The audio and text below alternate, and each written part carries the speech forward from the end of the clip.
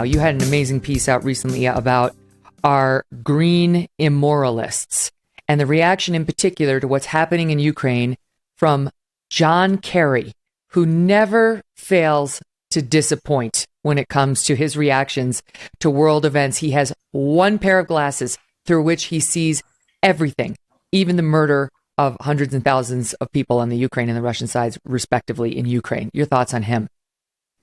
Well, you remember during the Iraq War, he said, you better go to college and do well in high school and get to college or you're going to end up in Iraq. That was right when we were trying to conduct the surge and we have all these brave people fighting and he acted as if they were the losers in the global race. But he's tone deaf to people that don't have his money and influence and status. And it shows you that he's emblematic of the whole green movement. I mean, they're not taking any culpability for shutting down all of these assets that we had, from nuclear power to pipelines, to oil fields, to gas and oil, to job-owning lending agencies, not to help finance frackers and horizontal drillers. And the result of that was about 2 million barrels less. But more importantly, we had the option in the last administration to go up to 3 more million barrels. So it might have been 4 or 5 net that we lost. And they don't have a exegesis for it, Megyn. They can't say, well, Iran or Venezuela or Saudi Arabia or Putin, they produce oil far more ecologically sound than we do. Therefore, we would prefer that they drill it, since we're in a global village and we all share the same heating up atmosphere.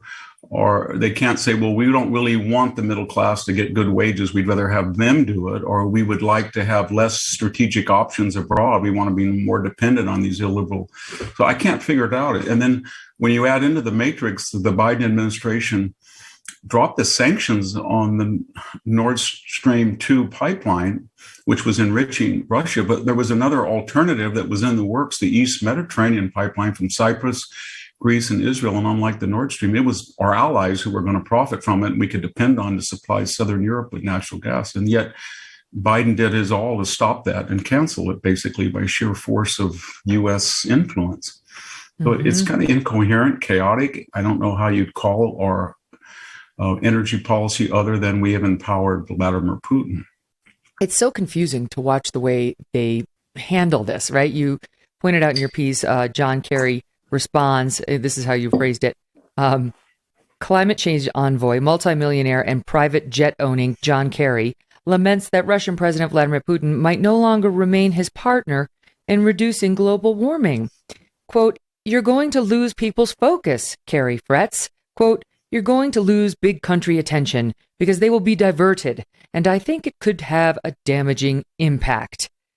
Impact, you ask? What does he mean by impact? What, like, are we solely focused right now on green energy concerns as people are dying in Ukraine? I mean, that's where his head is, and it is more evidence that the green energy thing is religion for these guys. Even back at home, they continue to tout the solar panels and the windmills rather than talk about drilling to solve our inflating prices, especially at the pump. Yeah, I think it's a psychological, kind of like medieval penance. They feel that the more they can be in the abstract, morally green or superior to the deplorable classes, the more they can enjoy their lifestyle, bi-coastal lifestyles, without, worry about it. And the second thing is they have no contact with the middle class. So, I'm here in Fresno County and I go to the service stations and now they've lowered the $100 limit in California to $75. And if some of these guys are very poor, they're landscapers or they're field tractor drivers and they drive 40, 50 miles, they have 20-gallon pickup. They can't even fill their gas. $75 doesn't do it. So, and so many of these people's pick up. So they go around from service station to service station, hopping around to find gas. But that's a world away from somebody in Palo Alto where I work. And I think that's a lot of it. They're not confronted with the ramifications of their own ideology, and they don't really care. When Biden said this was Putin's inflation and this is Putin's gas, and I'm thinking, if that were true, why a month ago or even 3.5 weeks ago were you blaming inflation? He was blaming on inflation on Trump. He was blaming it on, it was just an elite, it was just going to be transitory. He said it was an elite fixation, exercise bikes, supply shortages. So that kind of damns his own explanation that he understood that before Putin went into Ukraine, he was being criticized for inflation. He was looking for any excuse he could to fob it off on somebody else. And then suddenly he says, forget all of those people. They weren't really the culpable ones. It was now Trump that post facto did all this, you know. And a lot of people, as you know, Megyn, when we say 7.9 annualized inflation in February, but you look at the stuff of life, gas, cars, houses, lumber, meat, and you look at those prices, they're up 10 to 20 to 30% per year. So this, I think, if we use the old consumer price index of the 1970s, this thing could be 15%. That's eye-popping, and obviously election losing. That's what they need to be worried about. I'm not sure what they're worried about right now, whether they think any of this helps or hurts him in the midterms, whether that's guiding any of his behavior. But something you said reminded me of something that we haven't yet discussed on the show about our elites, and just how the snobbery when it comes to gas prices, inflation, and it is from the top on down in the Democratic Party, as evidenced last week by Stephen Colbert, who was out on the set bragging about how he would be willing to pay $15 a gallon because he drives a Tesla.